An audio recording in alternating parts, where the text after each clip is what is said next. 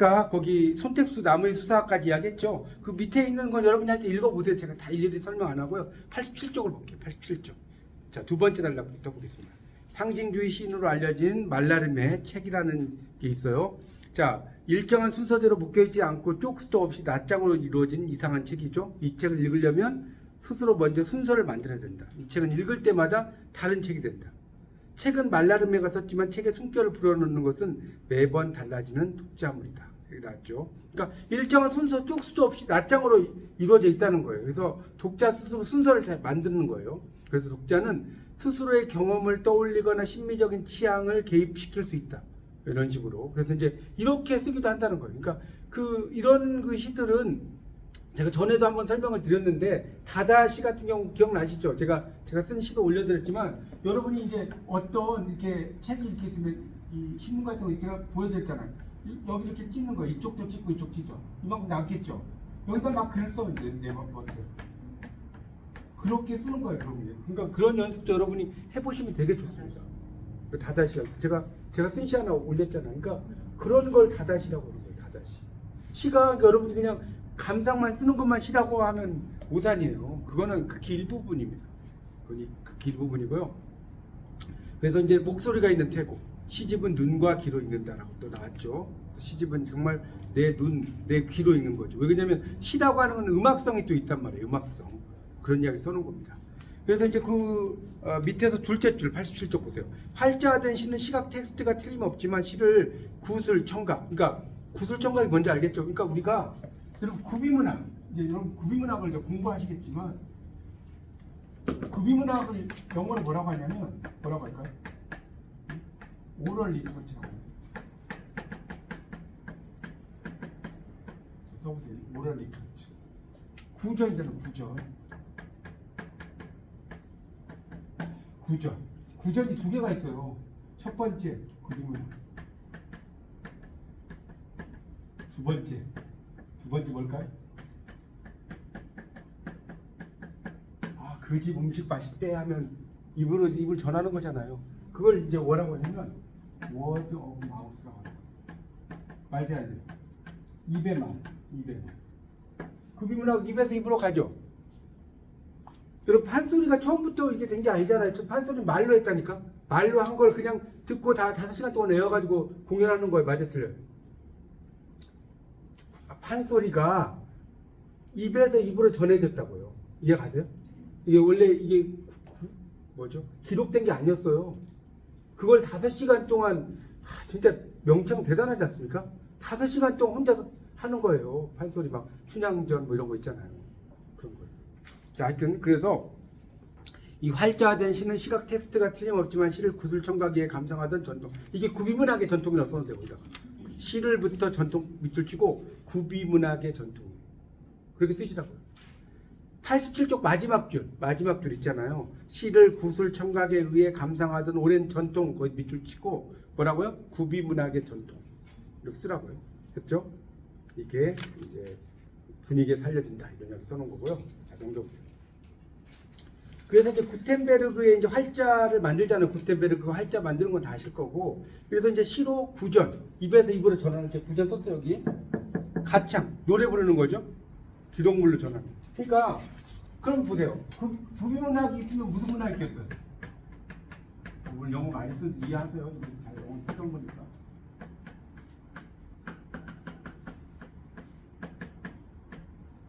레코드 리터처럼. 기록문학 있잖아요. 기록문학. 지금 다 기록되잖아요. 구비문학은 뭐라고요? 오럴 리터처. 그 다음에 기록문학은 뭐예요? 레콜 리터처. 그러니까 우리가 그 구술시험을 뭐라고 그랬어요? 구술시험. 오럴 테스트. 맞죠? 입에서 입으로 전한다. 오랄란 말 많이 쓰잖아요. 그렇죠? 자, 다시 89쪽을 보세요. 다시. 그래서 이제 그런 구술이라고 하는 것이 이제 전통이 되면서 활자화가 되니까 이제 기록물로 간다는 거예요. 기록물로. 기록물. 근데 이 기록물로 간다고 해서 그게 뭐 전혀 음악성이 사라지거나 이런 건 아니에요. 제가 그때 말씀드렸죠. 시라고 하는 것은 어디서 나왔다? 말씀 원자와 절상에서 나왔다고 그랬죠. 절을 하면 뭐 생각나라고 했어요? 풍경 속. 절에 가면 물고기 모양으로 되어 있는 게 있지 않나요? 이렇게 막 되는 거? 이게 풍경 아닙니까? 풍경이 왔다 갔다 하면 뭐 바람이 왔다 갔다 뭐 소리가 나죠. 이 음악성이 되는 거예요. 그래서 이 말씀 원자의 절사자가 나오는 거예요. 여러분 그러니까 국문학, 이 문학을 하면 좋은 게 뭐냐면 여러분 문학을 안 하면 아 이거 그냥 이거 시인가 보다 하고 넘어가요. 그죠? 뭐 생각 안 하죠. 태고 그냥 태고 글자 고치는 건가 보다 하고 넘어가. 근데 여러분이 국문학을 하면 하시면 어때요? 그거 하나하나 의미를 다 따지잖아요. 맞죠? 맞잖아요. 그런 게 이제 문학의 묘미인 거예요. 자, 그래서 다시 이제 89쪽으로 가면 그래서 이제 그런 구술 문학의 전통으로 가서 이제 그 뭡니까? 이제 말로서 이제 빛을 발하는 거예요. 처음에는 이제 입에서 입으로 가야 되니까 뭐가 밝아요? 귀가 밝아야겠죠. 맞잖아요. 그 판소리 같은 거 보세요. 그 한 소절 하고 막 그 스승이 막 따라하라고 하면 따라하고 막 그런 거 아니에요? 지금도 그렇게 가잖아요. 지금도 판소리는 그 뭐죠? 이런 걸 주는 게 아니에요. 기록물 주는 게 아니라 스승이 뭐 하고 하면 따라하고 뭐 이러지 않나요? 제가 예전에 그 뭡니까? 전주 광안루를 한번 놀러 갔는데 정말 막 제자들 막 몇 명 해놓고 스승이 그 북치고 그 광안루에서 막 가르치더라고요. 제자들한테. 그런 게 있었는데 지금도 그런 전통이 있어요. 하여튼 그래서 이 기록문학의 전통으로 왔지만 그래도 기록문학 속에서도 이제 그런 어떤 글에 대한 이야기들. 근데 그 기록문학 속에서도 뭐가 있다? 음악성들이 있다는 거예요. 그런 것을 이야기하고 있습니다. 제일 마지막 줄 보세요. 나머지는 여러분 읽어보시고 제일 마지막 89쪽. 시인은 스스로 소리를 내어 말하고 듣는 과정을 실현해 봄으로써 필자가 아닌 독자가 되어볼 수 있어요. 그렇죠? 내가 시를 쓰고 나서 내가 독자 입장에서 바라본다는 거예요.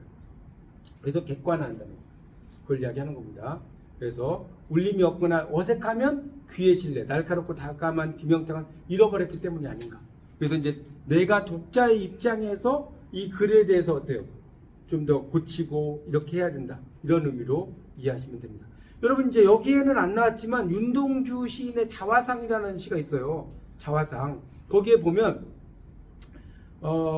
그 뭡니까? 우물 속에는 달이 밝고 구름이 흐르고 하늘이 펼치고 가을이 있습니다. 이럴 때 원래 이제 윤동주가 자화상이라는 시 있죠. 서정주도 자화상이라는 시를 썼지만 거기에 보면 이제 이렇게 가요. 그러니까 원래는 이 시가 우물 속에는 보세요. 달이 밝고 구름이 흐르고 하늘이 펼치고 가을이 있습니다. 이게 원래 이렇게 썼어요. 원래. 시는 윤동주 씨는 되게 쉬워요. 약간 동시 스타일로 쓰잖아요. 쓰는데 나중에 윤동주 시인이 이걸 어떻게 바꾸냐면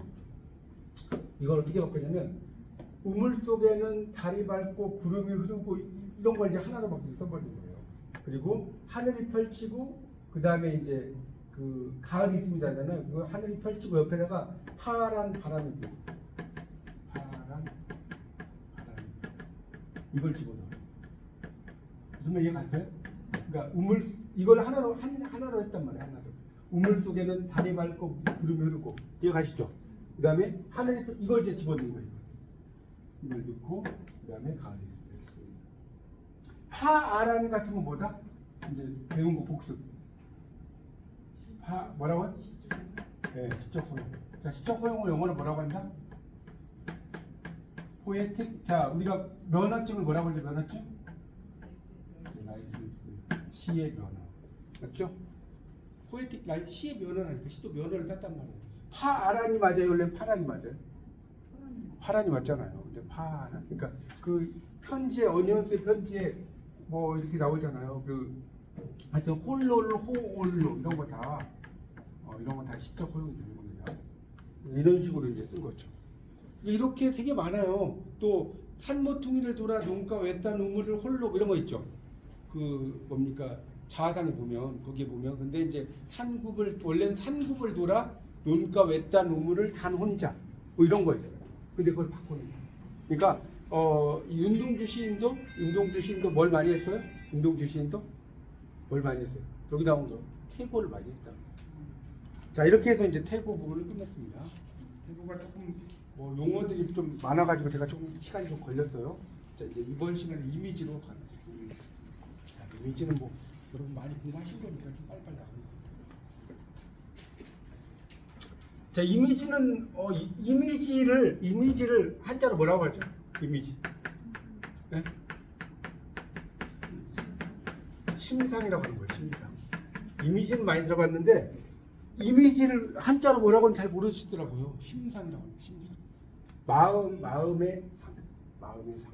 여러분 이 상자가 되게 재밌는 글자예요. 왜 이게 재밌는 글자인지 아세요? 사람 인자하고 이게 무슨 상자죠? 코끼리 상자죠.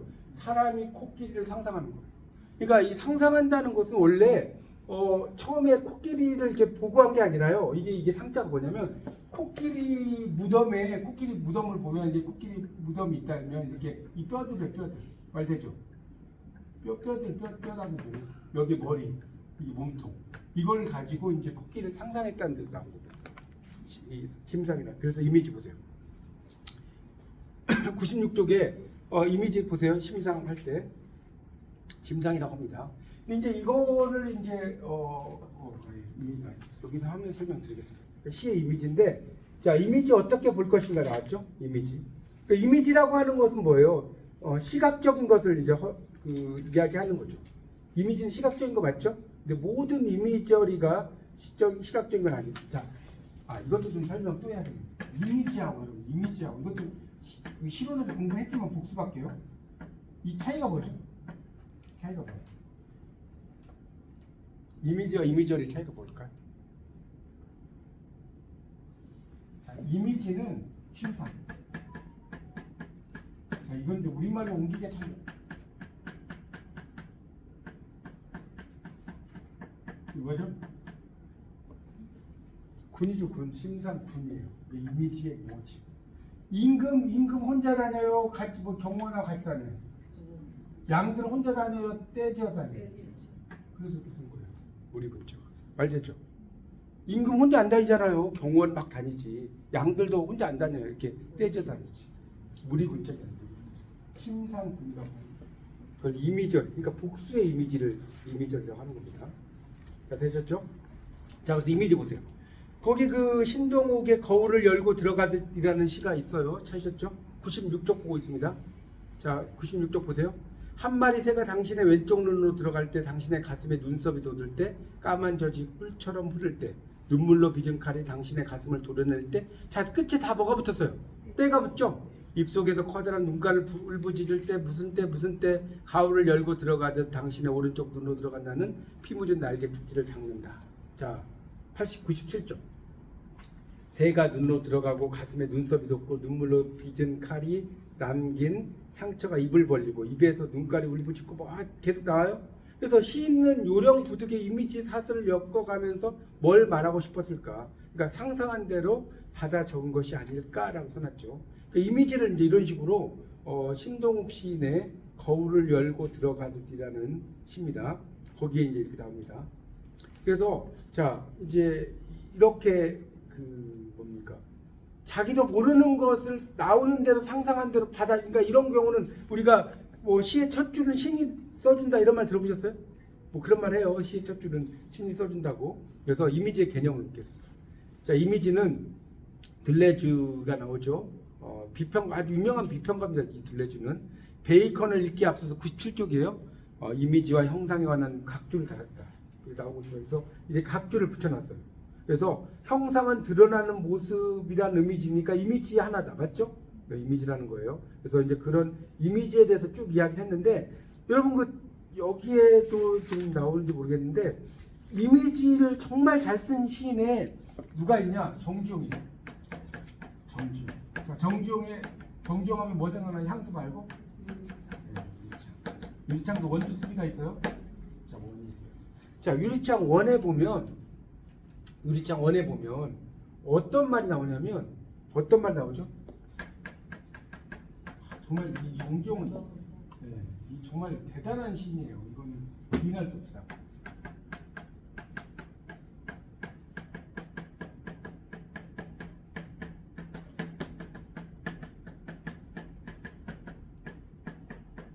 이런 말이 있어요. 대충 생각나죠? 물 먹은 별. 이 물 먹은 별이 뭐예요? 물 먹은 별의 의미를 이야기해보세요. 물 먹은 별, 그러니까 눈물인데 아들이 죽은 거죠. 아들이 죽은 건 아세요?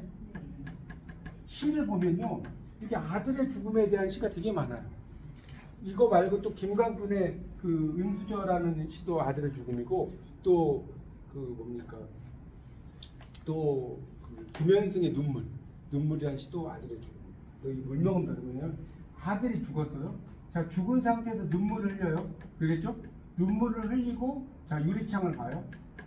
유리창을 통해서 뭘 봐요? 별을 봐요. 유리창을 통해서. 맞죠? 여기까지 이해가죠? 유리창을 통해서 별을 봐. 그럼 별이 물을 먹었다는 그 말이 원래는 돼야 안 돼요? 별이 물을 먹을 수 있어요? 별이 물을 먹은 게 아니라 눈물을 흘린 상태에서 내가 바라보는 별이에요. 맞죠? 그렇지 않나요? 물 먹은 별이요. 그러니까 이게 되게 멋있잖아요. 그러니까 여러분이 이거 나도 써먹어야지 하면 이게 이제 또 표절에 걸리는 거예요. 이해가세요? 그러니까 우리 십자도라이가 뻔하잖아요. 나도 해야지 안 되잖아요. 물 먹은 별 쓸 수가 없어. 무슨 말 이해가세요? 기가 막힌 표현입니다. 물 먹은 별이 뭐처럼 바뀌어요? 보석처럼 바뀌어요. 이 시가 정말 기가 막힌 이미지입니다. 왜 그러냐면 시각적이잖아요. 그렇지 않나요? 보석, 물 먹은 별 다 이게 시각적 이미지. 시각적 이미지. 그리고 이제 보석처럼 바뀐다고 했으니까 약간의 촉각적인 이미지도 있어 없어요.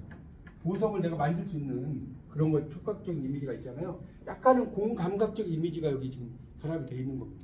말 되죠? 또 김광균의 외인촌 외국인 마을이라고 그랬는데, 자, 외인촌에 가장 멋있는 구절 이야기 없어요. 뭐죠?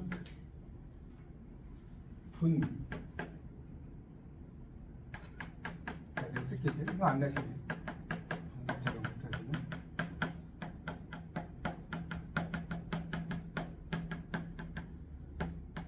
자, 여기 원관념이 뭐죠? 원관념 이야기. 그럼 이게 뭐가, 이 분수가 뭐겠어요? 분수가 뭐예요? 시론에서 배우셨는데 원조관념이죠. 그러면 자, 이 분수니까 뭐죠? 시각이네, 맞죠? 종소리니까 뭐죠? 청각. 그러면 시각의 청각화예요? 청각의 시각화예요? 시각의 청각화예요? 예, 청각의 시각화. 잘하시네요. 시각이 청각화는 안 됩니다. 왜 그러냐면 종소리라고 하는 건 땡하고 울리잖아요. 청각이야. 근데 이 김광균이 뭐라고 했어요? 분수처럼 흩어진다고 그랬죠? 청각이 시각화. 자, 이런 걸 뭐라고 한다고요? 공감각. 자, 이제 조금 더 유식한 말로는 공감각적 표현이라고. 자, 쓰세요.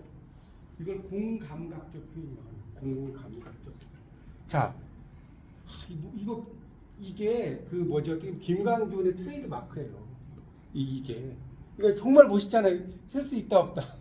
쓸 수 없어요. 이거 너무나 멋있어갖고 분수처럼 흩어지는 푸른 용서를 쓰면 시집 다 파기해야 돼요. 여러분 이걸 만약에 썼다면 쓸 수가 없어요. 좋은 거는 그러니까 미리 점령해야 임자인 거예요. 맞죠? 분수처럼 흩어지는 푸른 용서. 멋있잖아요. 멋있지 않나요? 대단한 시인입니다. 김광균.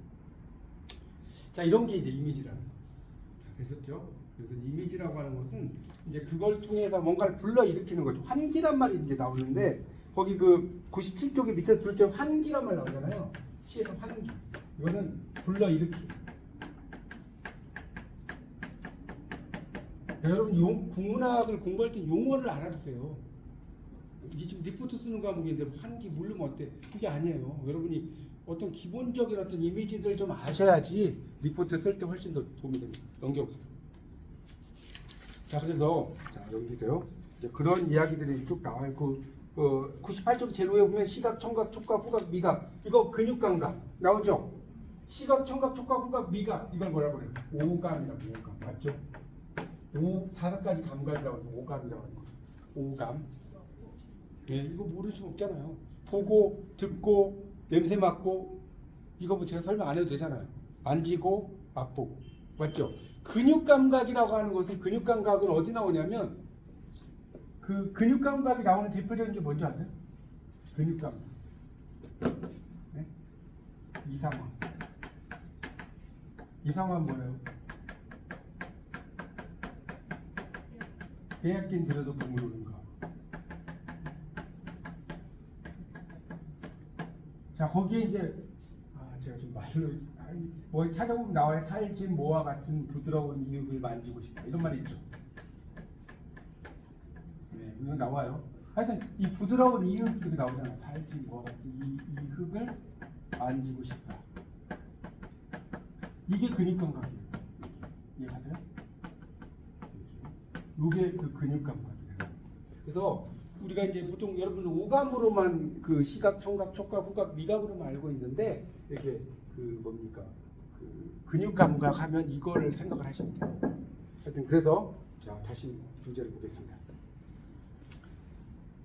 그 밑에 뭐 나오는 약간 철학적인 이미지들 나오는데 뭐 이거는 여러분이 그냥 읽어보시고 그렇게 중요한 것 같지는 않으니까 그냥 넘어가겠습니다. 그 까마귀 뭐 거물 현자 나오는데 거기 이제 99쪽을 볼게요. 까마귀 거물 현자를 좀 설명할게요. 99쪽.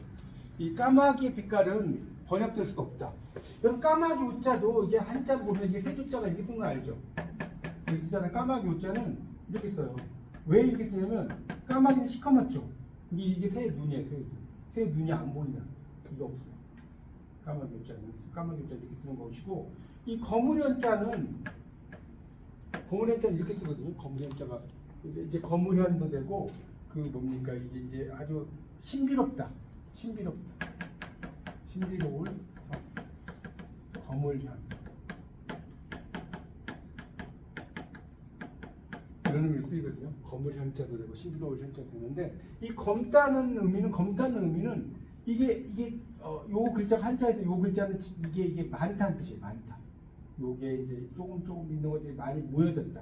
이런 의미를 갖고 있어요. 한자적인 부수적인 의미로 보면 많은 것이 모여져 가지고 이게 이제 높다는 의미거든요. 한자에서 우리가 높을 고자도 보면 이렇게 쓰잖아요. 이렇게 맞죠? 높다는 의미를 가지고 있습니다. 옷장 모양이. 그래서 결국은 색깔은 모든 색깔을 이렇게 뭡니까 다양한 색깔을 합하면 다 뭐가 되게요? 검은색이 돼요. 맞죠? 이색 저색 다 짬뽕하면 검은색이 돼요. 근데 이게 왜 거물 현자가 신비로운 현자가 되냐면 여러분 생각해 보세요. 강이 있어요. 강이. 예를 들어서 쉽게 여러분 이해를 돕기 위해서 강이 있어요. 근데 강이 에메랄드빛 같이 파란색이 아니라 아주 검은색이야. 완전히 온도. 이런 선은 검은색 바다. 여러분이 수영을 잘하시는 분들은 그냥 에메랄드빛 바다면 뛰어들 수 있죠. 에메랄드 이게 투명한 바다 있잖아요. 그런 데서 수영하시면 수영할 수가 있는데 만약에 여러분이 수영을 엄청나게 잘해. 국가대표 수영 선수야. 근데 검은 강에 이렇게 뭐에서 뭡니까 수영복을 입든 뭐 산소통을 매든 뛰어들려고 하면 뛰어들 수 있어요 없어요? 네, 못 들죠. 왜? 뭐가 나올지 모르니까. 여기 뭐 용이 있을지 악어가 있을지 뭐가 나올지 알 수가 없잖아요. 그래서 이게 거물현 이게 이제 여러분 이렇게 보시면 돼요. 그래서 거물이 한자도 되지만 신비로울 한자가 되는 거예요. 말 되죠? 뭐가 들어가 있을지 모르잖아요. 그래서 이게 현묘지로 할 때 이 노자 같은 거 공부할 때 현자를 쓰면 이게 신비롭다. 네? 미스티리어스. 아시겠죠? 여담으로 알려드렸어요. 자 다시 이제 99쪽을 보면 그래서 까마귀의 빛깔은 뭐 번역될 수 없다. 거물현이라는 글자가 까마귀와 같은 그 값을 지니는 물상이 되기 전에는 대체할 언어는 없다. 그러니까 모든 개념은 이미지가 드러내는 것에 이제 기댈 수밖에 없다는 거죠. 모든 그 언어라고 하는 거. 그러니까 까마귀 빛깔이라고 하는 것 자체가 이게 거물 현자라고 썼지만 이게 애매하다는 거죠. 어떤 색으로도 이게 번역하기가 완벽하게 뭐 까마귀가 우리가 생각하는 검은색이라든가 이런 것으로 되기가 쉽지 않다는 거죠. 그런 글자로만 이야기하기는 쉽지 않다. 이런 이야기를 써놓은 겁니다. 그 정도만 이해하시고 넘어가고요. 이미지 모방, 재현, 상상력으로 갈게요. 이미지네이션. 거기 이미지네이션 나왔죠? 상상력.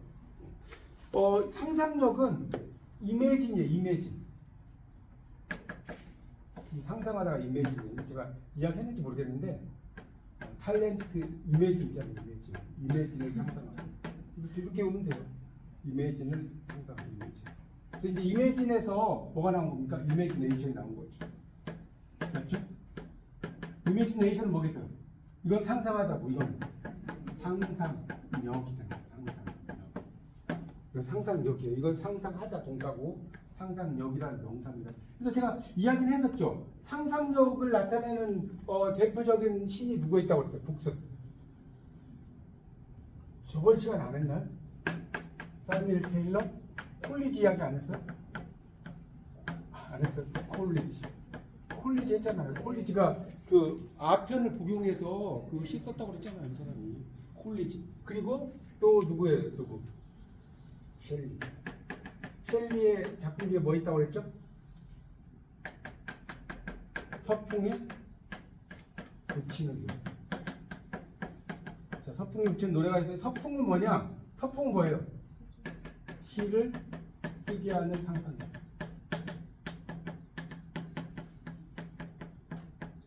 서풍에 붙이는 노래가 있다고요. 거기에 보면 뭐가 나와요? 겨울이 오면 봄이 멀지 않으리. 이런 말 들어보셨어요? 이게 그 셸리의 이 서풍에 붙이는 노래라는 말이에요. 겨울이 오니까 봄이 멀지 않잖아요. 이제 겨울이 이제 거의 이제 오면 하여튼 좀 지난 봄이 오죠. 그래서 이 서풍이라는 것도 시를 쓰게 하는 상상력이다. 그러니까 콜리지는 마약을 복용했다. 뭐 하기 위해서? 시 쓰기 위해서. 그래서 그 시가 뭐다? 그렇죠. 아우 역시 가르친 보람이 있네. 악마시 맞아요. 악마시. 그래서 여러분 제가 이야기 있잖아요. 쿠블라이 이거 악마시가 잘 모르겠다. 그럼 이렇게 공부하는 거예요. 쿠블라이 칸. 그 이야기죠. 쿠블라이 칸. 그다음에 또 뭐라고 했어요?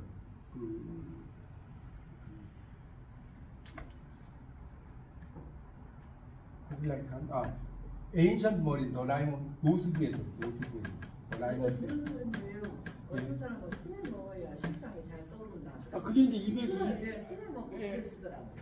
그러니까 그것도 뭐 모든 사람이 그건 아니고 200 같은 사람이 이제 그렇죠. 맞습니다. 그러니까 시를 쓰려면 한번 시를 많이 드셔보세요. 네. 근데 이제 꼭 그러니까 그렇죠. 사람마다 다르죠. 맞습니다. 네. 또 시술을 또 못 드시는 분도 계시니까. 알겠습니다. 됐죠. 이제 그래서 하여튼 상상력이 하다가 옆으로 갔는데 그래서 이렇게 상상력에 대한 이야기 이제 김소월 같은 거 나오죠. 꽃은 저만치 있었고 김춘수의 꽃은 이게 이제 또 재밌는 말이에요. 저기 밑줄 좀 치세요. 추우신가요? 온도를 좀 틀어. 불 켜져 있어요?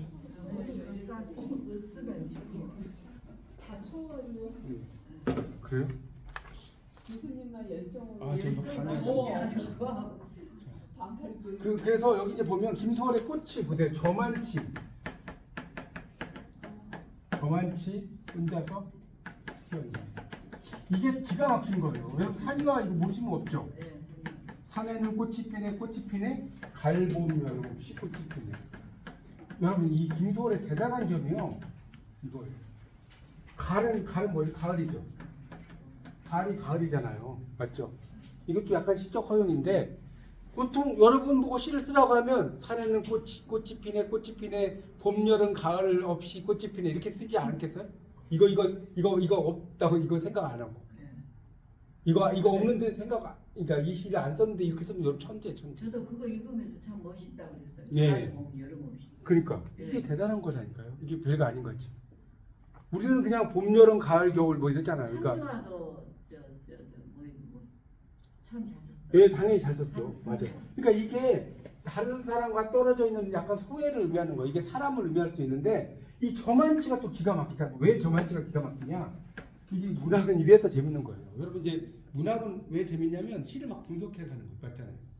여러분이 문학을 왜 시 소설 공부하냐면 이걸 분석하는 걸 능력을 공부하는 거예요. 맞아요, 맞아요, 안 맞아요?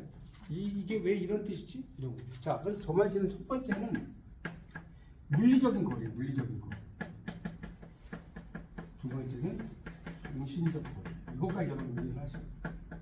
그 뭔 소리냐면, 자, 그 노사의 님 그림자 보면 저만치 앞서가는 이런 거 있지 않나요? 여러분 뭐 50대는 다 되셨으니까 님 그림 이렇게 나오지 않나요? 그림자 짙게 드리우고가 뭐 있죠? 여기 저만치잖아요. 보여 안 보여? 님이 저만치 앞서간다는 물리적 거리인 거예요. 그런데 정신적 거리. 김종찬의 노래 중에 뭐였죠? 김종찬? 사랑이 토요일은 밤이 좋아하고 이 노래 있잖아요. 그 사랑이 저만치 가는 게 사랑이 가는 게 보입니까?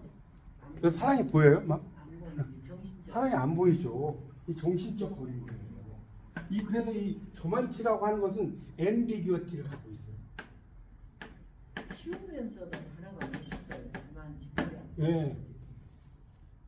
그러니까 이게 우리가 김소월이 그냥 막 이렇게 쓴 것 같잖아요. 되게 쉽게 쓴 것 같은데 그 속에 이런 게 있다고요. 저만치 속에. 이런 거 생각 안 해보셨죠? 예. 이런 걸 생각해야 한다니까요. 시를 쓰려면. 시를 쓰거나 문학을 하려면.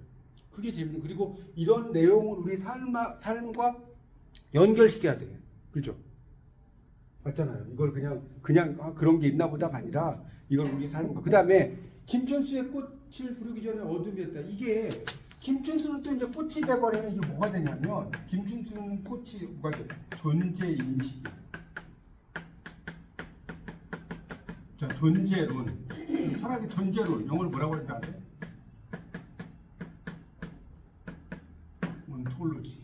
이 존재론입니다. 그러니까 내가 그의 이름을 불러주기 전에는 하나의 몸체에서 지나지 않았고 내가 그의 이름을 불러줬을 때 나에게로 와서 꽃이 되었다. 이거 아니에요? 우리들은 모두에게 무언가가 되고 싶다. 너는 나에게, 나는 너에게 잊혀지지 않는 눈빛이 되고 싶다. 뭐 이런 거 아닙니까? 그래서 이게 존재에 대한 인식. 그러니까 이 김소월이 말하는 산유화의 꽃은 뭐랄까 소외된 인간 이런 걸 이야기하는 거예요. 김소월이 말하는 그 산유화는 그러니까 김소월이 산유화가 꽃을 이야기하려는 게 아니에요. 그건 아시죠? 김소월의 산유화가 꽃을 이야기하는 게 아니라고요. 인간이 소외되어 있든 다른 사람들과 무리에 끼어 있지 못하는 우리 뭐 군중 속의 고독이란 말 쓰죠. 이런 말 들어보셨어요? 흩어진 모래야. 사회학에 쓰는 말이에요. 실제로 군중 속의 고독, 흩어진 모래야. 이게 인간의 소외를 이야기했다면 김춘수는 뭐가 됐다? 뭐가 돼? 존재에 대한 인식이라고. 여기까지 아시겠죠? 그러니까 이게 같은 꽃을 써도 보는 관점이 다르다는 거죠. 뭐 어려운 이야기 아니잖아요. 뭐 4학년 정도 되셨으니까. 자, 다시 이제 100페이지 넘겨보세요. 자, 그래서 이제 뭐 위에는 넘어가고 이미지라는 거 거기 그 뭡니까 초록색으로 되어 있는 거 있죠. 이미지라는 용어는 잘못됐다. 이미지는 시각적인 것을 드러내지만 모든 이미저리 아까 이미저리 제가 설명드렸죠. 뭐라고 그랬어요? 심상분이라고 그랬죠? 아까 했잖아요. 이미저리 RY가 붙으면 집합을 나타내는 거예요. 시각적인 건 아니다. 그렇죠? 이미지라는 것은 뭐 그 시각만 있는 건 아니고. 자, 직유와 은유는 자 이것도 다 한 건데 그래도 해야지. 그래도 안 할 수 없는데. 자, 은유는 A is B. 자, 직유는 A is like B. like B. 자, 보세요. 자, 정종의 김동명의 호수에 내 마음은 호수요. 이런 거 있죠? 내 마음은 호수요. 그대 노를 저오고 뭐 이런 거 있지 않나요? 김동명 시인의. 그러니까 내 마음이 A야. 호수가 B야. 그러면 A 이퀄 B가 되죠. A 이퀄 B 되잖아요. 근데 지급법이라고 하는 건 아까도 했지만 뭐뭐 같이 뭐뭐처럼. 그래서 뭡니까? 박목걸이 나그네 볼까요? 나그네? 박목걸이 나그네. 박목걸이 나그네 알죠? 나그네. 자, 나그네 보면 나그네가 제일 처음에 어떻게 시작되죠? 말이 안 돼. 강나루 건너서 밀밭길을 구름에 달가듯이 가는 나그네. 길은 외줄기 남도 담배에 슬리는 마을마다 사는 저녁로 구름에 달가듯이.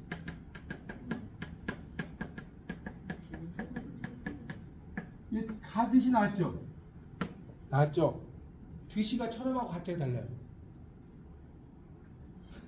드시가 처럼하고 같잖아요, 그렇죠? 뭐뭐 하는 것처럼. 그러니까 이렇게 드시 이런 거 나오면 이게 뭐예요? 직유. 이게 잘 헷갈리면 내 마음 현철 부른 노래 뭐와 같이.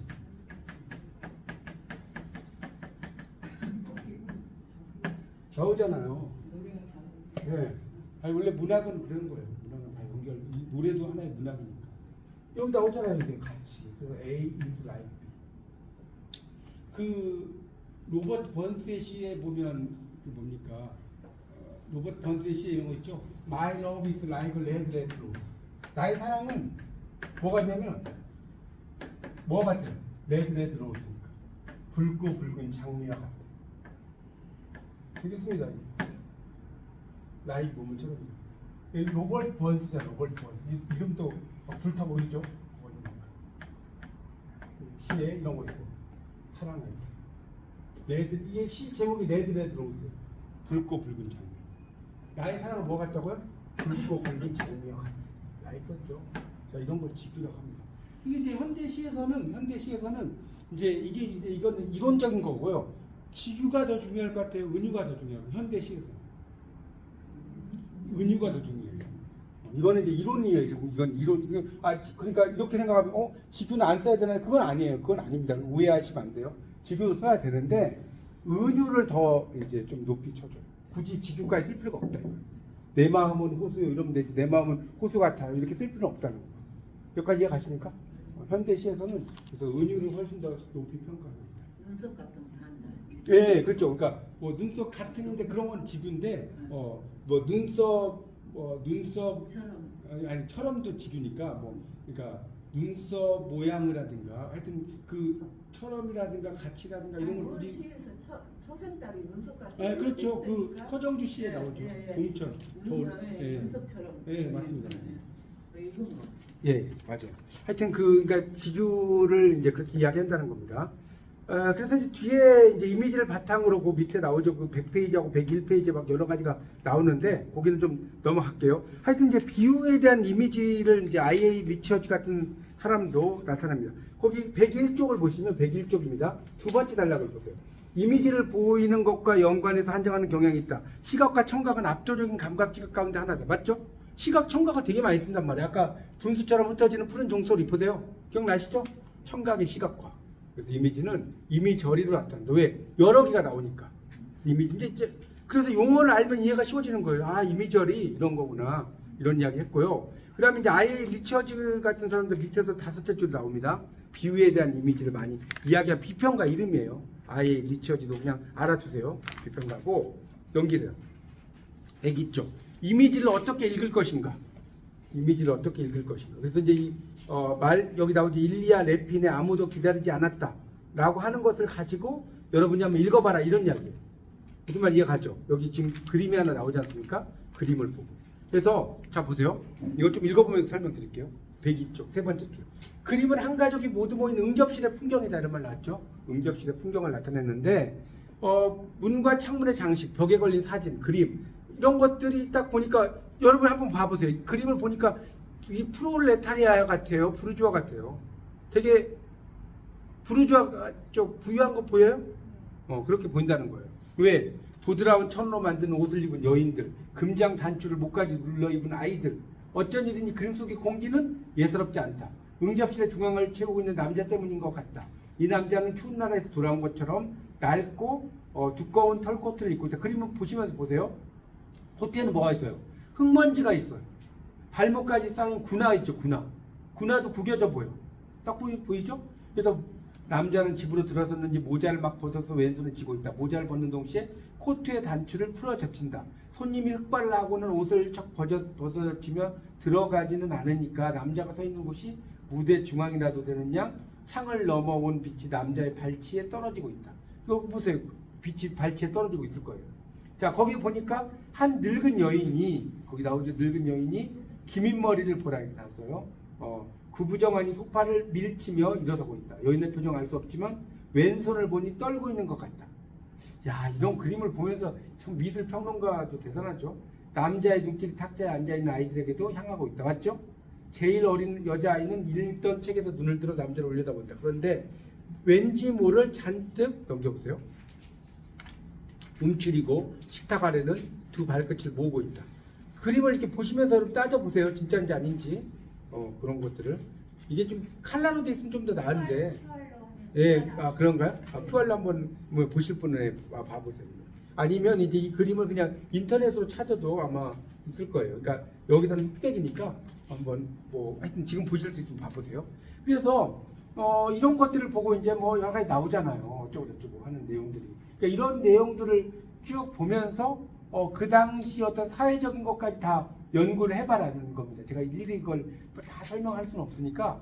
그러니까 그 동작 우리는 그림을 보면 그냥 한번 잠깐 보고 끝나잖아요. 그렇지 말고 우리가 문학을 공부하는 것처럼 이 그림 속에 어떤 의미가 있고 어떤 의미가 있는지를 하나씩 하나씩 여러분이 따져봐요. 그건 여러분이 한번 읽어보십시오. 그래서 105쪽 두 번째 단락. 자, 이 그림의 제목은 뭐냐? Unexpected Return. 우리말로 뭐냐면 예기치 않은 일, Unexpected Return, 돌아오는 것, 귀환이에요. No one waited for him. 아무도 그를 기다리지 않았다. 여러분 영어에서요, wait for는 기다리다는 뜻이에요. 자, wait for가 뭐라고요? 기다리다. 반드시 for로 써줘야 돼요. 만약에 한 단어를 쓰면 뭐냐면 wait for를 한 단어를 쓰면 뭔지 아세요? await. 그러니까 뭐냐면 I awaited him 이러면 나는 그를 기다렸다. 그렇죠? 근데 이걸 이제 wait for를 쓰면 어떻게 쓴다? I waited for him. 참고로 상식을 알려주세요. 알겠죠? 그래서 wait for 쓰는 거예요. wait for는 그냥 수거예요. 수거. 붙었어. 그러니까 아무도 그를 기다리지 않았다. 말되죠? 그래서 이 그림의 중심에 놓은 이미지는 인간이 의미를 띠는 세계 최초의 범위로 가정되는 공간으로서의 집이다 라고 하면서 막 여러 가지를 이야기를 하고 있습니다. 그러니까 집이라고 하는 것이 그러니까 집이라는 게 여러분 생각해보세요. 집이 예전에 보면 가택연금 이런 말 있지 않았어요?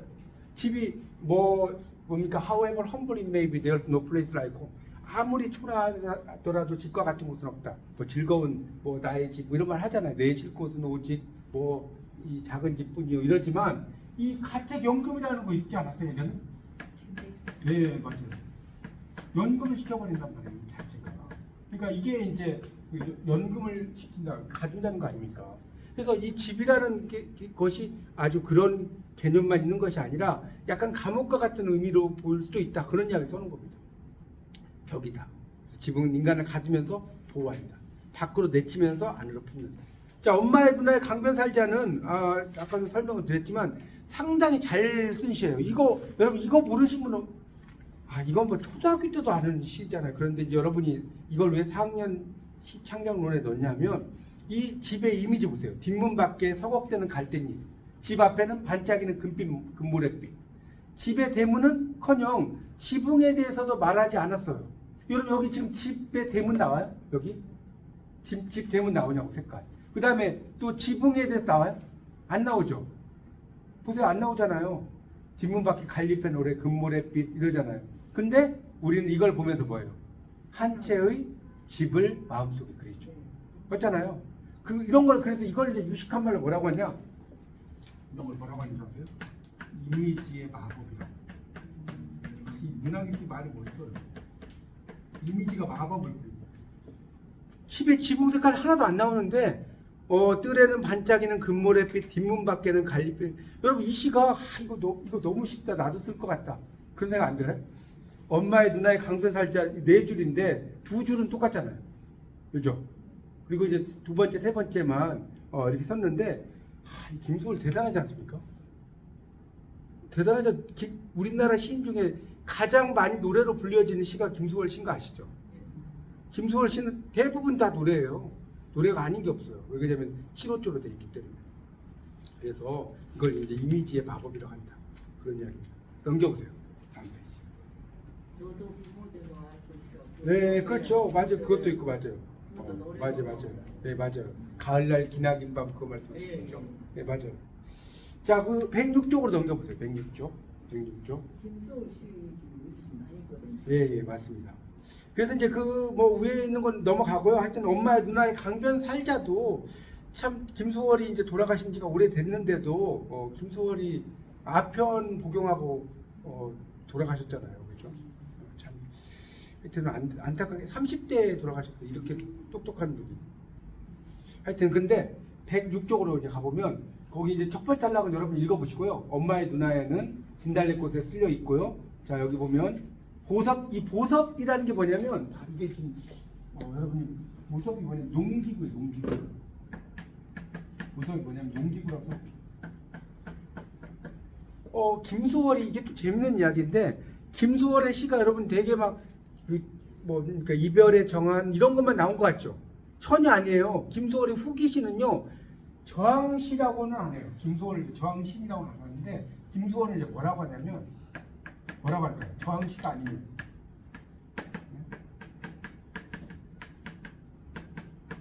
저항시는 이육사 운동주잖아요. 김수월은 저항시적 그냥 시라고 저항시라고는 안 하고 저항시적 시 뭔 말인지 아시겠어요?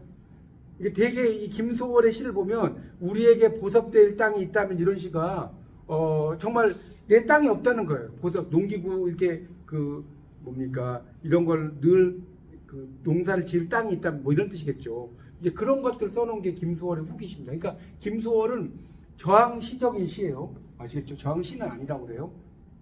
좀 약하다는 거예요. 저항시라고 하기에는. 그래서 저항시적 시라고 합니다. 자, 그래서 그런 의미로 이제 쓸 수가 있어요. 우리가 그렇죠. 그런 의미로 이제 보시면 됩니다. 자, 다시 이제 교재를 보겠습니다. 그래서 이제 그 106페이지에 보면 그런 이제 그런 것들이 이제 김수월의 후기시라는 건데 이 작품에서 이제 밑에서 한 6째 줄 집의 이미지는 아무도 기다리지 않는 자가 길을 떠돌며 희구했던 집의 이미지일 것이다. 집의 이미지는 서걱대는 갈대잎, 집 앞 강변에 반짝이는 금모래빛, 시인의 집 대문은커녕 지붕에 말하지 않았는데도 이렇게 나온다. 자, 제가 아까 말씀드린 거 나오죠? 자, 이미지의 마법이다. 네모 쳐놓으세요. 제가 아까 이거 필기했잖아요. 이미지의 마법이다. 이렇게 써놓고 있습니다. 자, 107페이지로 가겠습니다. 107페이지. 이미지 어떻게 쓸 것인가? 107페이지에 이미지 어떻게 쓸 것인가로 넘어가겠습니다. 자, 그래서 이제 이미지는 시인 자신만의 언어를 만들기 위해 취사 선택이라는 게 뭔지 알죠? 취할 건 취하고 버릴 건 버린다는 거예요. 취사라는 것은 한자로 써볼게요. 취사. 이 취할 취자고요. 이게 집사자도 되고 버릴 사자. 아시겠죠? 취사란 말 많이 쓰잖아요. 취사. 취할 건 취하고 버릴 건 버린다. 그 취사 선택. 그래서 이미지는 취사 선택된다는 거예요. 자, 그럼 보세요. 여기다 써보세요. 이미지는 취사 선택된다. 거기다 글자 치고 무슨 시?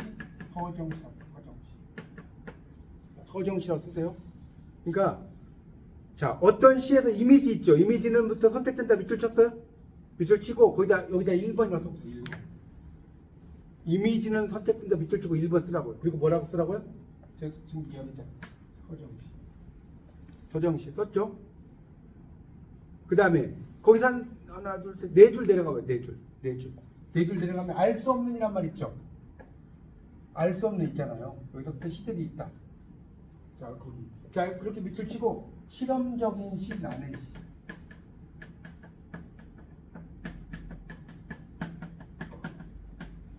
대표적인 시 누구 있어요?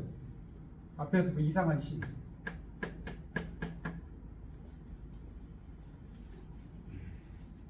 이상 같은 사람이 나넷이에요. 맞아요, 틀려요? 이상이 나넷입니다. 자, 그런 시가 있다는 거예요. 근데 물론 이제 이상 시만 있는 건 아니고 이제 뭐 그 이상을 여러분 이해하기 쉽게 제가 이상을 이야기한 겁니다. 자, 그래서 거기 이제 송찬호의 손 흙은 사각형의 기억을 갖고 있다라고 하는 거에 보면 한번 봐보세요. 한 접시 해안에 먹고 버린 고깃뼈가 자초된 뗏목처럼 걸려 있다. 아침마다 나는 유리병 하나씩 배달받는다. 닿을 해안도 없이 이 유리병은 어떻게 읽을 것인가? 나는 내 손을 내려다보았다. 수많은 해안이 겹쳐 쌓여 조개 껍질처럼 딱딱해진 손. 손은 내일에 대해 아무것도 묻지 않았다. 다만 하나의 불빛을 간직하고 있었다. 한 번도 가닿지 못한 해안을 향하여 항해하면서 늙어서도 꺼지지 않는 어느덧 나는 땅의 끝에 서 있다. 넘겨보습니다. 밤새 바다를 날아온 새들이 창문을 두드린다. 투명한 해안이 가까워온 줄도 모르고. 지났죠. 그래서 여기 이제 보면 두 번째 줄에 접시, 해안, 고깃뼈, 뗏목 섞어서 해독할 수 없는 유리병 편지라는 의미를 부여했다. 한 행 안에 수많은 이미지의 모음이에요. 충돌해. 유리병 편지라고 쓴 그대로 요령 부득 닥쳐오는 삶의 질감을 전하기 위해서 순서를 막 이렇게 이제 연결고리를 끊고 썼다는 거예요. 그리고 한 접시에 먹고 버린 고깃뼈가 해안에 자초된 뗏목처럼 목구멍에 걸려 있다. 뭐 이런 식으로 썼죠. 그러니까 이 말들이 참 어렵죠. 한 접시에 뭡니까? 먹고 버린 고깃뼈가 자초된 뗏목처럼 직유법을 썼어요. 목구멍에 걸려 있다. 이런 거는 이제 평이한 어떤 시적인 표현 아니죠. 그래서 이런 그 시들을 가지고 막 이렇게 시를 써놨습니다. 그래서 그 밑으로 가보면 이제 우리 오감각은 아까 이야기했잖아요. 사르트르 나왔죠. 사르트르 유명한 철학자인 프랑스의 이미지는 상상작용의 하나로 인식 자체에 가깝다. 이미지를 인식 자체의 지위로까지 끌어올렸다. 라고 하면서 이제 이미지를 하나의 인식으로 사르트르라는 사람은 이제 이야기를 했다는 겁니다. 하여튼 이제 이 시는 그런 그 송찬호의 손이 우리가 일반적으로 말하는 손의 이미지가 별로 안 나오죠. 여기 읽어보면 물론 이제 내 손을 내려다보았다 할 때 손의 이미지가 나오긴 하지만 일반적으로 우리가 생각하는 어떤 손을 상당히 좀 다른 어떤 바다와의 연결선상에서 시를 쓰고 있죠. 그랬나요? 이 손이라는 시가 그냥 내 손을 보면 뭐 예쁘다 뭐 어떻다 이렇게 쓰는 게 보다는 어떤 바다와의 연결선상에서 시를 쓰고 있지 않습니까? 그래서 자 108쪽의 제일 밑에서 둘째 줄부터 볼게요. 우리는 문학이나 시 자체에 고유하게 존재하는 불변하는 특성이 있다. 그것이 시로 구현되었을 때 승화는 뭡니까? 수브리메이션. 여러분 조지훈의 승무에서 승화가 어떻게 나오죠? 조지훈의 승무라는 시는 아시죠?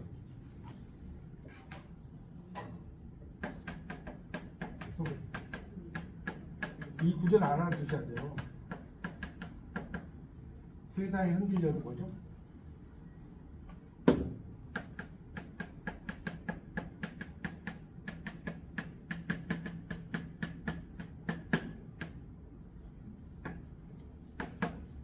이게 승화예요. 무슨 말인지 이해가시죠? 이 승무가 이제 그 스님이 여승의 춤 아닙니까? 맞죠? 승무가 그런 춤이잖아요. 근데 이 여승이 되려면 얼마나 고뇌가 많았겠어요. 근데 그 고뇌를 이 승무를 추면서 승화시키는 거죠. 맞잖아요. 어려운 이야기 아닌데. 그렇죠? 그래서 이 번뇌라고 하는 것을 이 별빛이라고 하는 것을 승화시켰다는 거예요. 이 승화를 뭐라고 한다고요? 수블리메이션. 그래서 그러니까 이 시라고 하는 것은 이제 그런 것을 이렇게 별빛, 그러니까 이 시에서 별빛 승화라는 의미로 쓰인 경우가 많이 있습니다. 수블리메이션. 그래서 이제 그런 그 승화의 이미지로 이제 이런 그 손의 감각 이런 것들을 승화적인 이미지를 가지고 썼다. 이 정도로만 이해하시면 될 것 같아요. 이거는. 그래서 이제 마지막 부분 보고 쉴게요. 109쪽 보세요. 109쪽 거기 이제 두 번째 단락을 보겠습니다. 109쪽. 빨리 5분 안에 끝내겠습니다. 이번 시간은 이미지라는 단어는 자 여러 가지를 쓰죠. 감각, 지각, 비유 이렇게 되잖아요. 그래서 서사학에서 이미지 이데올로지라고 연결됩니다. 자 이데올로기랑 우리말로 뭐예요? 이념을 이데올로기라고 하는 거예요. 이데올로기 들어보셨을 거고 미디올로지는 미디어 학문이에요. 그러니까 미디올로지는 뭐냐면 매스 미디어는 알죠? 매체 미디어 있잖아요. 이거에 대한 학문이 나와요. 미디올로지. 우리말로 하면 미디올로지는 우리말로 번역하려면 매체학 뭐 이런 거예요. 그러니까 일종의 신문 방송학 이런 거 있죠. 우리 과 중에 신방과 있잖아요. 그게 미디올로지. 매체를 다루는 그런 학문이거든요. 이런 것과도 연결된다는 거예요. 이미지라는 게. 왜냐하면 이미지, 지배적인 이념, 매스미디어 이런 거가 연결되니까. 그래서 아리스토텔레스가 나왔죠. 우리가 이미지를 보기를 좋아한다면 이미지를 보면서 인식하는 법을 배우기 때문이다. 벌써 아리스토텔레스도 이미지에 대한 이야기를 했다는 거예요. 그래서 이미지가 거기서 한 4줄 내려가면 이미지가 모방에 불과하다. 여러분 이미지가 모방에 불과하다. 이거 누가 이야기했죠? 철학자 중에? 플라톤 모방론. 우리가 플라톤이 참 대단한 생각이 뭐냐면 시인 추방론 이거 들어보셨죠? 왜 신이 추방된다고 그랬어요? 플라톤이? 왜 신이 추방되냐면 야 시인이다 왕처럼 말고 이 시인이 추방된다는 건 플라톤의 생각이 아주 재밌어요. 뭐냐면 우리가 이런 거예요. 자 보세요. 의자가 있어. 플라톤 생각이 정말 재밌는 생각. 의자가 있어. 그러면 신이 생각하는 의자가 그림을 잘 못 그려요. 제가 밑에 두시냐 이게 의자라고 생각합시다. 의자가 이렇게 있으면 신이 생각하는 의자가 우리의 인간의 머릿속에 있다는 거예요. 근데 그거를 신의 머릿속에 있어. 근데 그거를 인간이 막 생각을 해가지고 예를 들어 삼각형이 있어. 근데 우리가 신이 생각하는 삼각형이 있어요. 근데 인간이 아무리 뭐 각도기를 대가지고 이렇게 삼각형을 그렸어요. 그러면 이게 완전히 180도 세각이 합이 180도 정확할까요? 안 정확할까요? 정확하지 않죠. 그러니까 플라톤은 뭐냐면 그 시인의 머릿속에 이 상상되는 그런 것을 그래서 목수가 만들었어 의자 맞죠? 목수가 만들었잖아요. 그럼 이게 복사예요, 복사. 이해 가십니까?